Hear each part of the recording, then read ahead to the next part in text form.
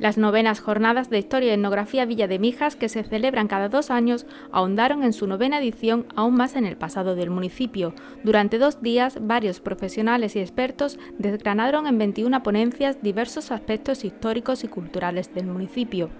Juan Jesús Alarcón intervino en la sesión del sábado 19 de febrero por la tarde. Le toca el turno a Juan Jesús Alarcón, que ha visto nacer estas jornadas también y está colaborando con nosotros desde el primer momento. Es padre también, esta jornada tiene muchos padres, así que es una jornada y Juan Jesús es uno de ellos. Él nos va a hablar con algo muy relacionado también con el tema de la salud y la enfermedad, sobre la incidencia de la gripe española en Mijas entre los años 1918 y 1919. Juan es naturalista, divulgador, autodidacta, investigador del patrimonio histórico-cultural de Mijas, coautor de numerosos informes y guías sobre temas de la naturaleza, así como colaborador en programas de radio y televisión. Ha participado en decenas de charlas y mesas redondas. Su compromiso en la defensa de la naturaleza la desarrolló como presidente de GESIN y actualmente como coordinador de ecologistas Nación Mijas. Además, es miembro del colectivo Enjaretá, Ciudadanos por el Estudio, Defensa y Activación del Patrimonio Etnológico, Histórico y Cultural de Mijas.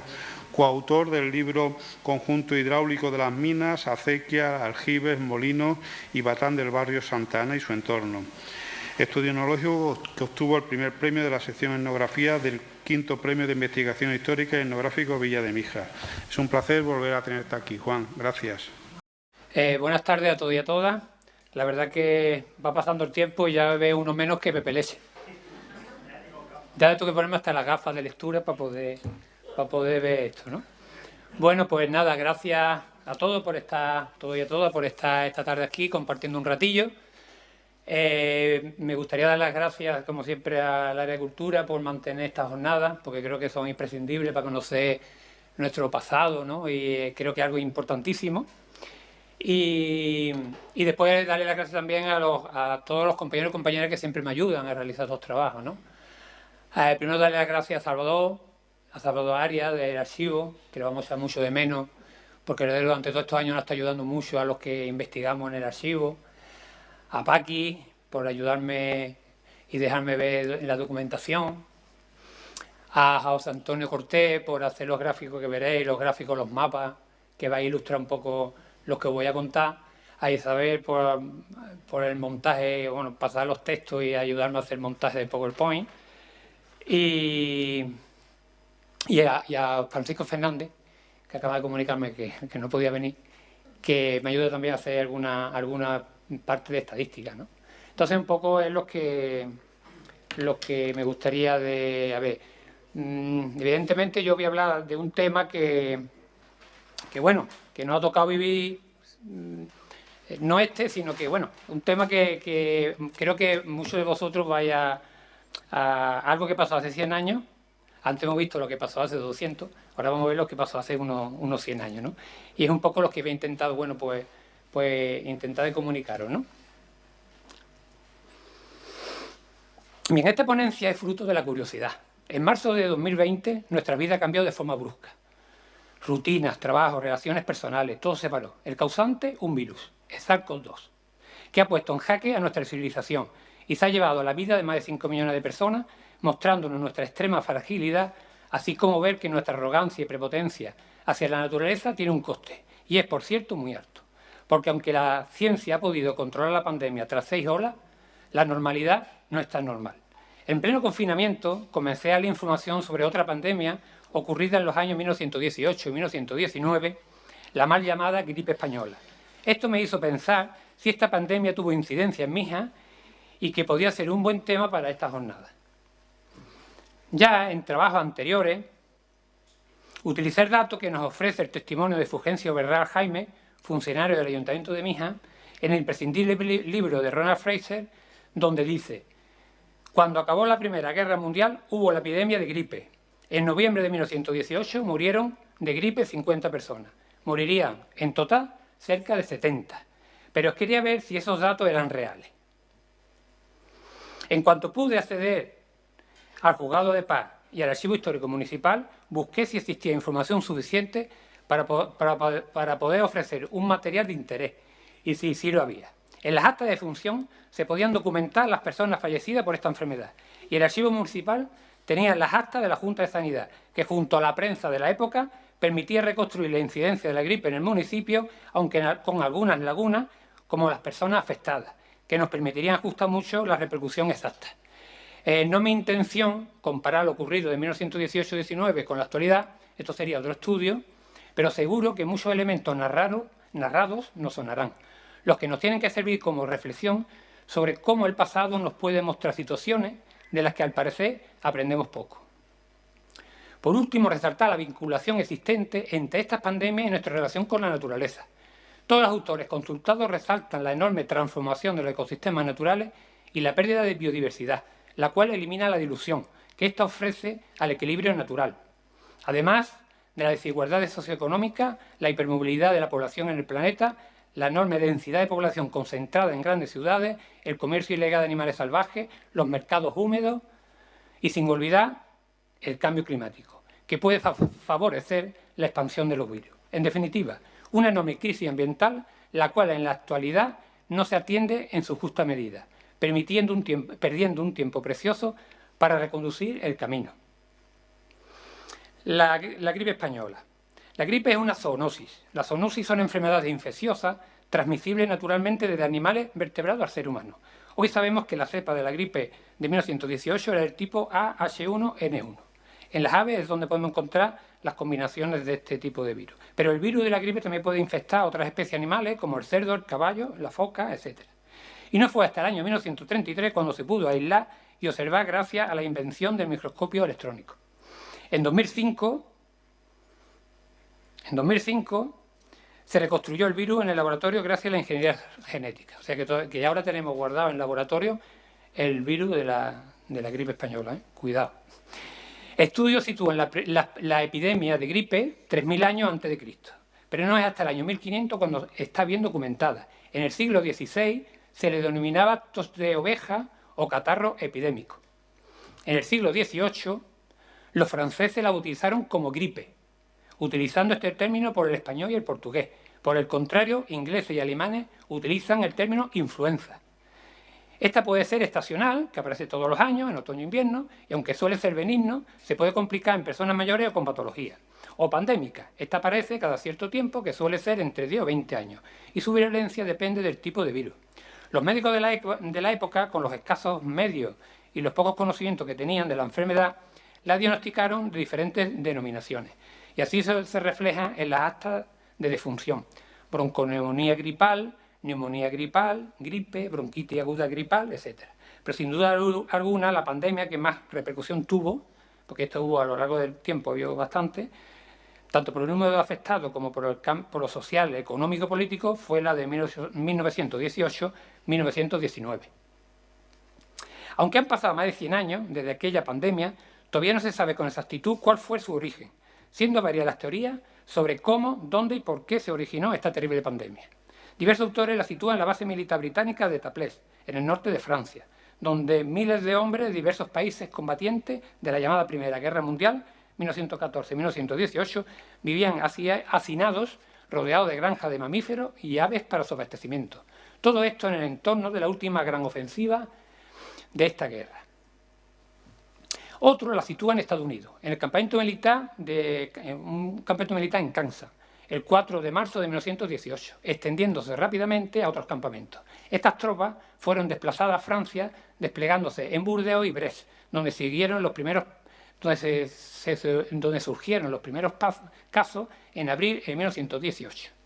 Otra hipótesis, defendida por varios investigadores, sitúa el origen en los miles de trabajadores y soldados procedentes de Asia, enviados a Gran Bretaña, Rusia o Francia. Sea cual sea su origen, esta se extiende rápidamente por todo el planeta.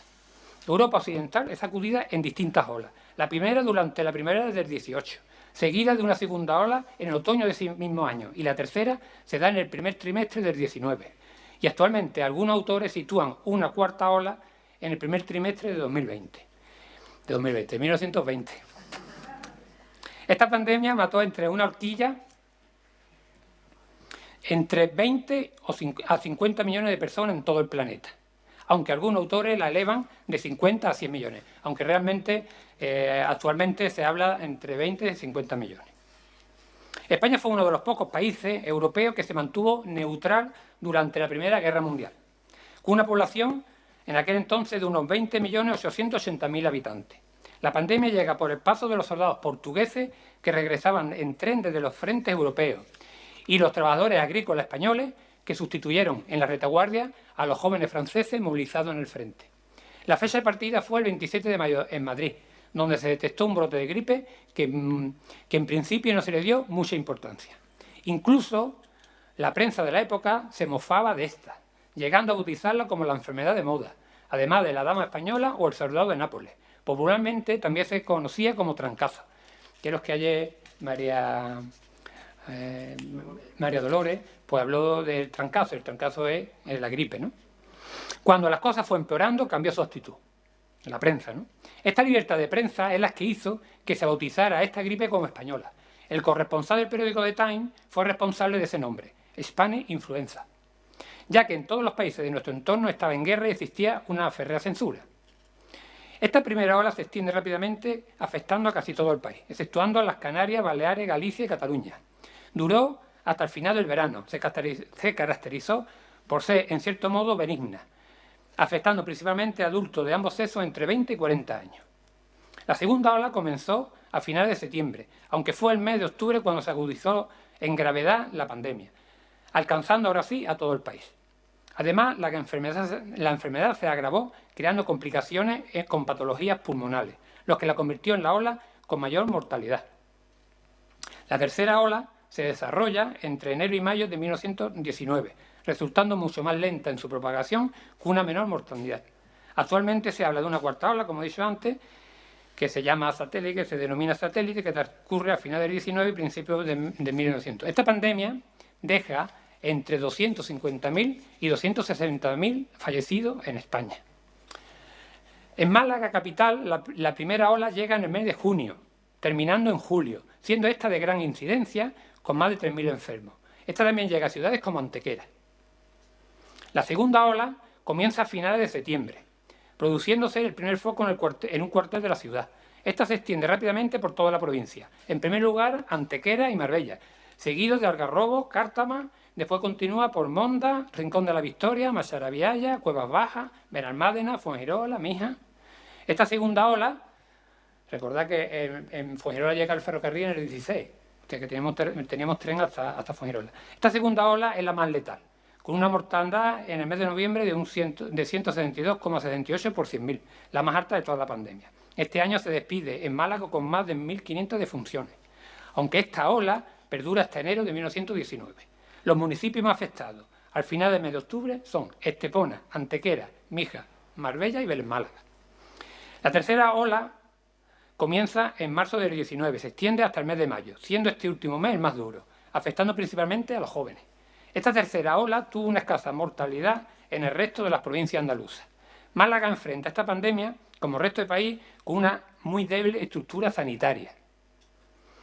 Al frente de la gestión estaba el inspector provincial de Sanidad, el doctor Juan Rosado Fernández, el cual impuso la intensificación de las medidas sanitarias de la población, como la limpieza, el riego, y hace mucho hincapié en la desinfección y el aislamiento de los infectados. Asimismo, la vigilancia de entrada de la población, ya sea por tierra o por mar, y estableciéndose una policía sanitaria especial. Para estas medidas para que llegara a toda Málaga y la provincia, se imprimió un folleto, Instrucciones sobre la profilaxis colectiva e individual de la gripe, escrito por el mismo Juan Rosado. Cuando hablamos de la gripe de 1918 hay que destacar que aún no se sabía cuál era el microorganismo que la causaba. Las propuestas de los especialistas de la época, como podemos ver en la revista El Siglo Médico, fue variando según el avance de la pandemia. La más afectada fue un bacilo, le decían el bacilo de Pfeiffer, o una asociación microbiana, ¿no? Hay que tener en cuenta que en aquella época pues, el conocimiento era escaso, ¿no? Y en cuanto a las herramientas que tenían los médicos, lo que contaban los médicos, propuesta por la Real Academia de la Medicina, era, además de la distancia social, era la desinfección. Y se utilizaba la crealina, el sotal, que eran muy utilizados, el formol y el azufre. Y en cuanto a los medicamentos, como el acetato, la sal de quinina, el piramidón, el opio y sus derivados, el salicato sódico, la novocaína, la antipirina, la estrinina y sus sales, la estrinina que era un veneno, la colesterina y la aspirina, entre otros. Estaba hasta el listerine. Y bueno, y este otro era el coñac faro, que si tomaba coñac te curaba de la gripe, y la carne líquida, que era para los convalecientes de gripe, era una carne líquida que te recuperaba corriendo de la gripe, ¿no? Estaban salvados los pobres que cogían la gripe, ¿no? La verdad que desde aquí, ¿no? Entonces ahora ya vamos a ver cómo afectó la gripe a mi hija. Comenzamos con la Junta Local de Sanidad. La Junta Local de Sanidad en Mija se reúne el 10 de enero de 1918. Estoy hablando de enero, que todavía no se había provocado, no había llegado la gripe a España y, bueno, no se había provocado todavía. Bueno, en Mija se reúne el 10 de enero de 1918, convocado por el alcalde Emilio Ayala Sáenz. Emilio Ayala nace en Mija en 1866 en el seno de una familia de propietarios, ejerce de juez de paz y es nombrado alcalde en 4 ocasiones distintas, siendo una de las personas más poderosas en el primer tercio del siglo XX en Mija. Emilio Ayala es asesinado a los 69 años en agosto del 36. Convoca a los vocales José María Burgo, Jaime Burgo, Cristóbal Bernal Cueva y los vocales designados por el alcalde, el farmacéutico titular José García Martín y el secretario del ayuntamiento Ricardo Postillo Casasola. Y el médico titular interino. El médico titular, recogido por la Instrucción General de Salud Pública del 23 de enero de 1904, era para el servicio de asistencia a los enfermos pobres. Tendrán todos los ayuntamientos un médico titular y un practicante titulado al menos por cada 300 familias indigentes. Y además el sueldo lo pagaba el ayuntamiento. En aquella época los médicos lo pagaban los ayuntamientos. Y el médico se llamaba Antonio Ayuso Salvador. Hago una pequeña biografía de este hombre, los que hemos podido investigar. Nace en Granada en el 1893. Cursa estudios, terminando el bachiller en octubre de 1910. En agosto del 17, con 24 años, solicita la plaza de médico titular en Mija, tras el fallecimiento del anterior médico Ricardo Díaz de Quintana. Se instala en la calle Don Joaquín Chinchilla. La calle Joaquín Chinchilla era la calle Carril, con su hermana Adela. Entre sus quehaceres, además de atender enfermos, estaba la de las operaciones de reclutamiento y reemplazo del ejército o su participación en la Junta Local de Reformas Sociales. En agosto de 1919 se vuelve a celebrar un pleno para ocupar la plaza de médico titular, ya como médico titular, resaltando sus actos notorios durante la epidemia gripal, ejerciéndola hasta principios de 1923. En diciembre de 1923 ofrece realizar análisis gratuitos a los enfermos pobres de esta villa, aceptándolo y dándole las gracias a la corporación. En 1929 se estableció en Málaga, donde se realizaba análisis químicos para el público en la calle Prim 2. En julio de 1972, a sus 79 años, el Ministerio de Trabajo le concede la medalla al mérito en el trabajo en su categoría de plata con ramas de roble. Con la intención de constituir, o se reunía todo ello con la intención de constituir la Junta Local de Sanidad.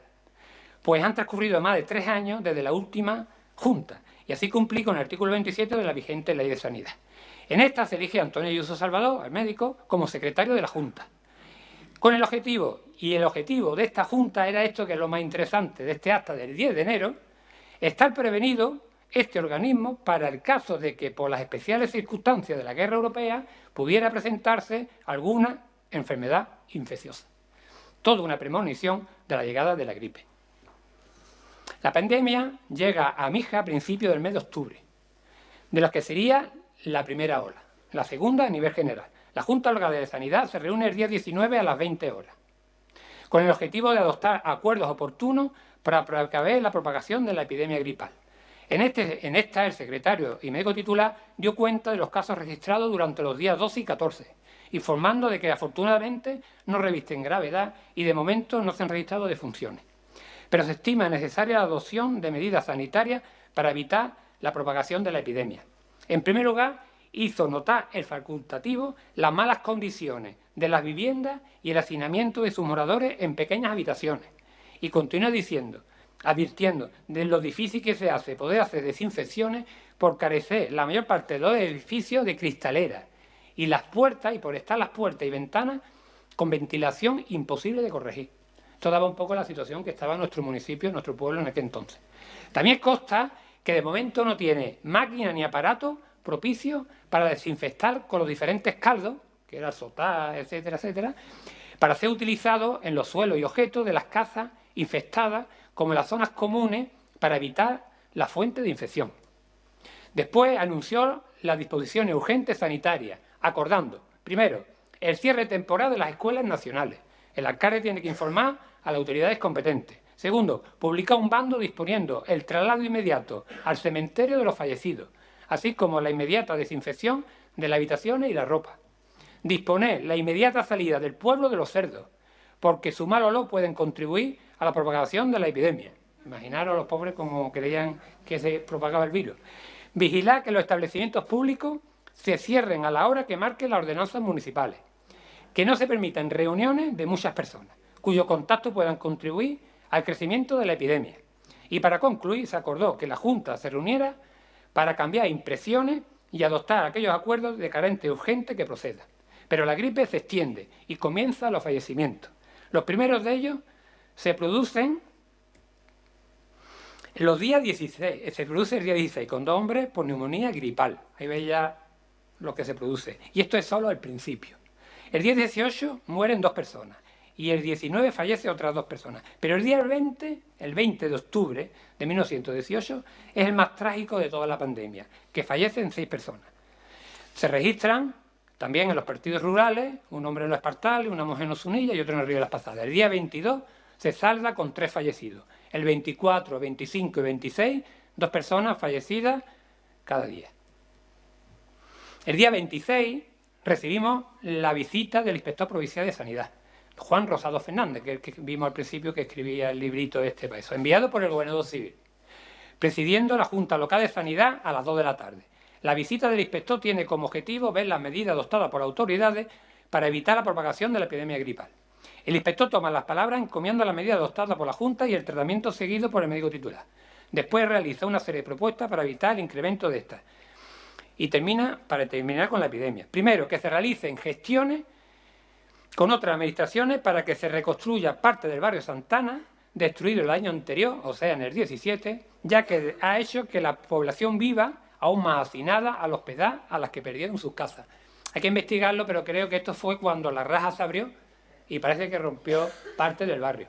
Pero esto hay que investigarlo, Que el ayuntamiento adquiera 2 aparatos de desinfección, un Torrat y Automat, con el fin de desinfectar las viviendas de los afectados de cualquier enfermedad contagiosa.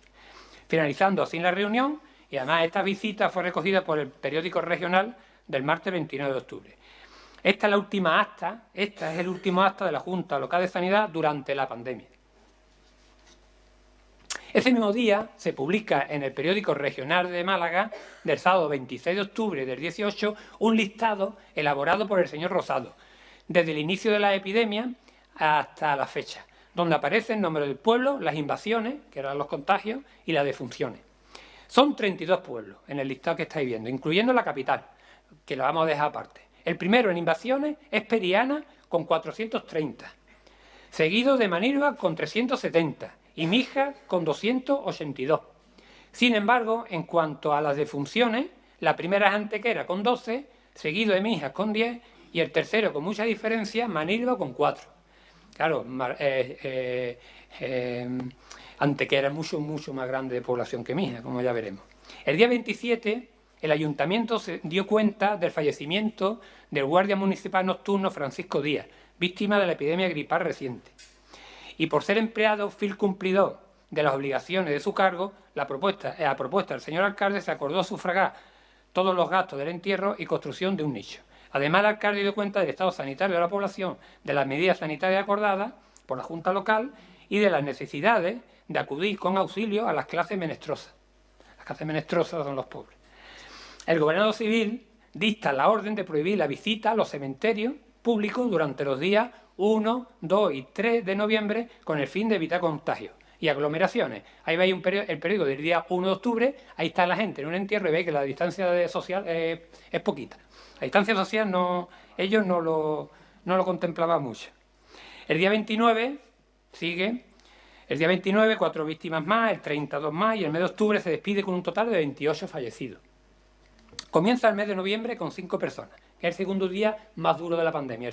El día 1 de noviembre fallecen ese mismo día 5 personas. El día 2 son 2 personas más, el día 4, el día ya empieza a remitir poco a poco, a partir del día 10 y la última víctima, una mujer de 22 años, el día 13 en calle Larga Palma. En total, el mes de noviembre con 17 fallecidos. La primera ola termina con 45 fallecidos. A partir de este día, en las actas de defunciones no vuelve a aparecer ninguna que lleve la patología gripal. Solo vuelve a aparecer el 14 de mayo de 1919 un hombre de 43 años que fallece de bronconeumonía gripal en el partido de Bartocado.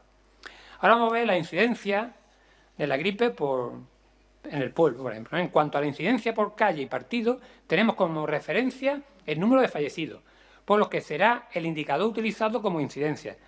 Y en cuanto a la población, utilizaremos el padrón de 1919, el más cercano a la pandemia, que cifra en 4.729 personas las que viven en el municipio. El pueblo de Mijas, en 1918, es un pueblo más pequeño que el actual, evidentemente, con una población tan solo de 1.478 personas. En los meses de octubre y noviembre de 1918, la calle más afectada es la calle del Pilar, con 5 fallecidos, seguida de 3, calle Charcones, calle Coín y calle Málaga, con 4 fallecidos en cada una de ellas, seguida de calle Carril, con 3 fallecidos. Calle Cuevas del Agua, calle Campo y barrio Santana, con 2 en cada una de ellas. Y por último, la Villa, que es la muralla, que era todavía donde vivía todavía la gente. La Villa, calle San Sebastián, Calvario, Los Caños, Casas Nuevas y Larga, con 1 en cada una. En total, 32 personas. En cuanto a los partidos rurales, su población era de 3.251 personas. La incidencia fue de mayor a menor la siguiente. El partido de Osunilla con 4 personas fallecidas, seguido de los Espartales con 3, Bartocao, Río de las Pasadas, Entre Ríos, Pedregales, Gamoná y de la Loma, 1 en cada partido. En total, 13 personas. Podemos observar cómo los partidos más afectados son los que más contacto tienen con el pueblo en esta primera ola. En cuanto a cómo afectó la gripe española a la población, la vamos dividiendo primero por edad y seguida por sexo. Siempre teniendo en cuenta, como hemos dicho antes, solo los fallecidos, porque no tenemos los datos de las personas afectadas, ¿no? Entre los meses de octubre y noviembre fallecieron 45 personas y, como podemos ver en el gráfico, la franja de edad más afectada fue la comprendida entre los 15 y los 44 años, siendo baja entre los 0 y 14, así como de los 45 o más de 65. Resaltar la poca incidencia entre personas mayores de 60. En cuanto al sexo, está muy igualado entre hombres y mujeres. Solo resaltar que fallecieron 11 mujeres entre los 20 y 26 años. Esto puede ser debido, como dicen algunos autores, que es por la función de cuidadora, ¿no? La función que tenía la mujer como cuidadora, pues tenía mucho más contagio. Y yo como hipótesis de trabajo hablo de una segunda ola. Transcurridos unos meses sin casos, como ya hemos dicho, a mediados de noviembre terminan los casos. Entonces, pues transcurren unos meses y el 14 de mayo, como dije antes, aparece un hombre de 43 años, muere en el partido de Bartocado de bronconeumonía gripal. Si observamos la gráfica de fallecidos por enfermedades respiratorias desde enero de 18 a diciembre del 20, que preparé, con enfermedades respiratorias, no de gripe, enfermedades respiratorias. Se ve claramente que en este mes de mayo, en el mes de mayo del 19, aumenta de forma anómala el número de defunciones por enfermedades respiratorias. Además coincide con la tercera ola a nivel nacional, la cual, como vimos, tuvo bastante incidencia en Málaga. Además de la dificultad de distinguir claramente durante una crisis sanitaria la gripe de otras afecciones respiratorias. Lo que, como hipótesis, podemos decir que en este mes de mayo tuvo lugar la segunda ola de la gripe en Mijas. Del 1 al 26 de mayo fallecieron 12 personas, 3 en el pueblo, 2 en el barrio Santana y 1 en calle Calvario. Las 9 restantes tuvieron lugar en los partidos rurales. La peor parte se la llevó Bartocado, con 5 fallecidos.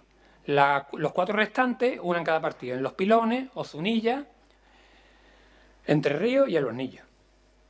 En cuanto al sexo, los más afectados fueron los hombres, con 9 fallecidos y 3 mujeres. Con respecto a la edad, en esta ocasión los más afectados lo comprendían entre los 0 y los 4 años. Estas 12 personas, sumadas a las 45 fallecidas de la primera ola de Mijas, haría un total de 57 fallecidos por gripe española en Mijas. Si aplicamos la prevalencia de lo ocurrido en el resto del mundo, que 1 de cada 3 personas enfermaron, en Mijas fue del 33%, y en total pudo ser infectada unas 1.576 personas. Esto es estadística, pero bueno, era interesante de eso. Bien, la llegada de una pandemia suponía un duro golpe a la ya débil economía local, agravando aún más la precaria situación de las clases populares, sobre todo de los jornaleros y pequeños propietarios. Ten en cuenta que en aquella época quien trabajaba cobraba, si no trabajaba no cobraba. Ahí no había ningún tipo de ayuda ni de esto, ¿no? Aunque conviene recordar que sí existía una asistencia médica para los declarados pobres. Y los demás se tenían que pagar sus servicios y medicamentos. De todas formas, el impacto de la pandemia en octubre y noviembre, como hemos visto, fue tremendo, además de las notables secuelas que dejó en los enfermos. Hay muchos estudios en el que hubo, como ahora, ¿no? Hay personas que enfermaban pero no se curaban tan fácilmente, sino después estaba mucho tiempo enfermo, ¿no? Por su parte, la administración local destinó una serie de recursos para ayudar a los más afectados. Y como podemos ver en el libro Diario de Borrador de Gastos de los años 1918 y 19, ahí podéis ver un listado del dinero, ¿no? De las 42 pesetas para medicamentos, y lo demás casi todo es ayuda, compra de harina, etcétera, ¿no? En total. Y aparte de esa lista, a principios de noviembre llega también una partida de medicamentos que solicitó el ayuntamiento y que lo mandó a la Junta Local de Sanidad, ¿no? En total, el Ayuntamiento de Mijas destina 2.712 pesetas con 75 céntimos en ayuda a la población por la pandemia, ¿no? Debemos destacar que no aparece en ningún documento la compra de las maquinarias de desinfección aconsejada tanto por el médico titular, Antonio Yuso Salvador, como por el inspector provincial de Sanidad, Juan Rosado Fernández. No encontré por ningún lado, vi todos los libros y no lo encontré. En nuestro municipio aparece, ahora vamos a ver un poco cómo lo reflejó la prensa, ¿no? Nuestro municipio aparece al menos en 2 diarios de tirada nacional. Uno, en octubre de 1918, el periódico El Imparcial, que era un diario liberal, del domingo 20 de octubre, en la Crónica de Málaga, enviada el día 19 a las 11 de la noche, dice: en la capital los casos de gripe son pocos y leves. En los pueblos de la provincia la epidemia se mantiene estacionada, excepto en Mijas. Realmente coincide con los días más críticos en el municipio. La siguiente aparece en La Vanguardia el domingo 3 de noviembre de ese mismo año. La noticia dice: Málaga, el estado sanitario de la capital sigue siendo satisfactorio. Pues aunque se registran algunos casos, la gripe es muy benigna. Baste decir que en estos días solo han ocurrido 9 defunciones por día. Y 9 va bien, ¿eh? Respecto a los pueblos, los hay como Mijas, en las que las invasiones continúan en gran número.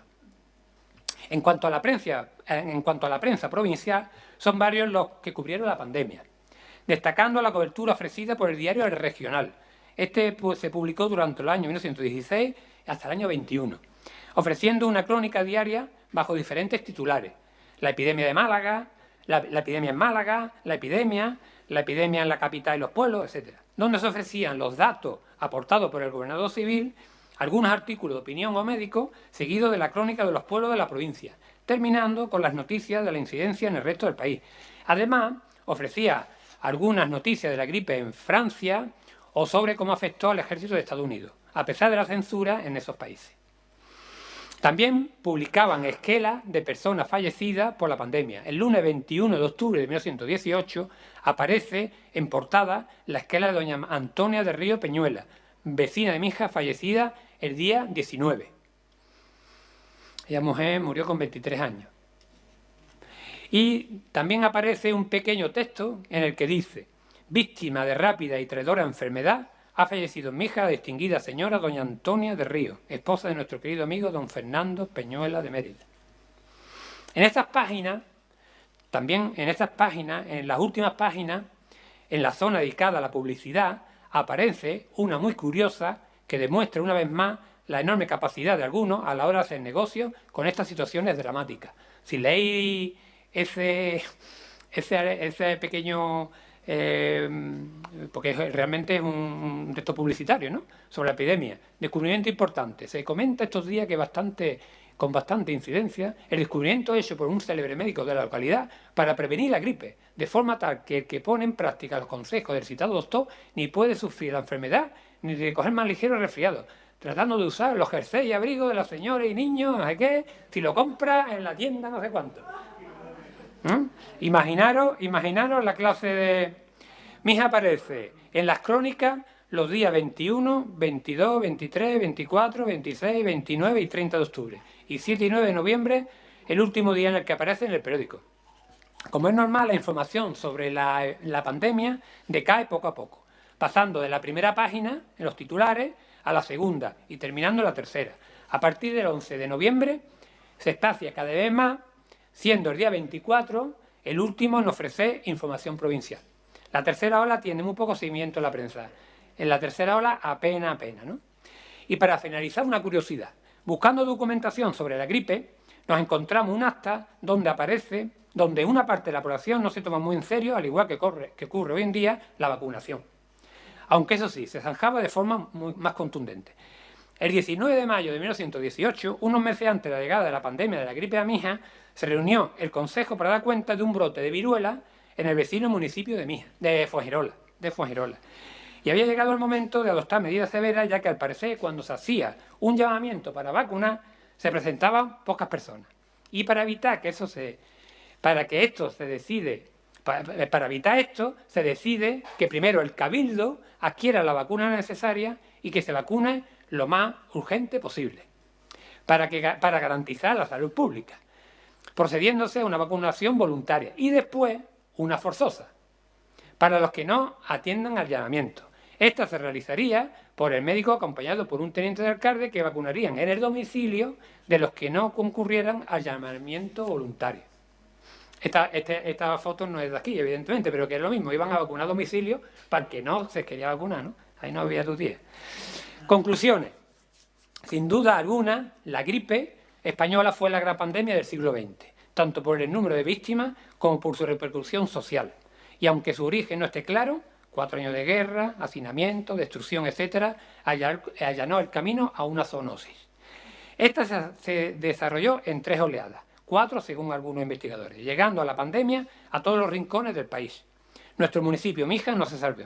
Esta sufrió, según mi hipótesis, 2 olas. Una primera muy virulenta que se llevó la vida de 45 personas durante los meses de octubre y noviembre de 1918 y una segunda en mayo de 1919 con 12 víctimas, dejando un total de 57 fallecidos. La cifra oficial sería de 46 fallecidos, con más incidencia en el pueblo que en los partidos rurales, y resaltar el número de mujeres jóvenes fallecidas.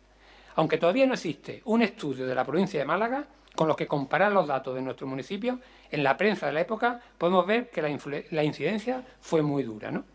La administración local tiene un papel muy fundamental en el control de la pandemia. En un principio se lo tomaron muy en serio, convocando a la Junta Local de Sanidad, activando medidas para controlarla. Pero el hecho de no adquirir la maquinaria para la desinfección o no redactar más actas nos puede indicar de lo que estaba ocurriendo lo sobrepasaba o, por el contrario, no quisieron dejar testimonio del desastre que estaba ocurriendo, que estaba sucediendo. De todas formas, no es nuestra intención juzgar lo ocurrido, pues nos pueden faltar elementos para evaluar en su justa medida lo ocurrido hace más de 100 años.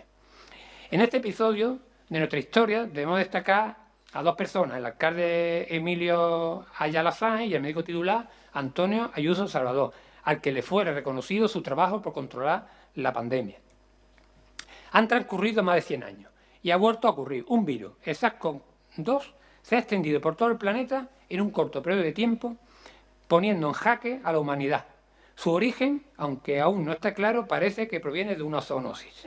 Una parte de la comunidad científica apunta a la enorme transformación de los ecosistemas naturales y a la brutal pérdida de biodiversidad, entre otras, como la causa de esta pandemia. En nuestro proceder está la clave del futuro de nuestra especie. Muchas gracias por vuestra atención y espero no haberme pasado.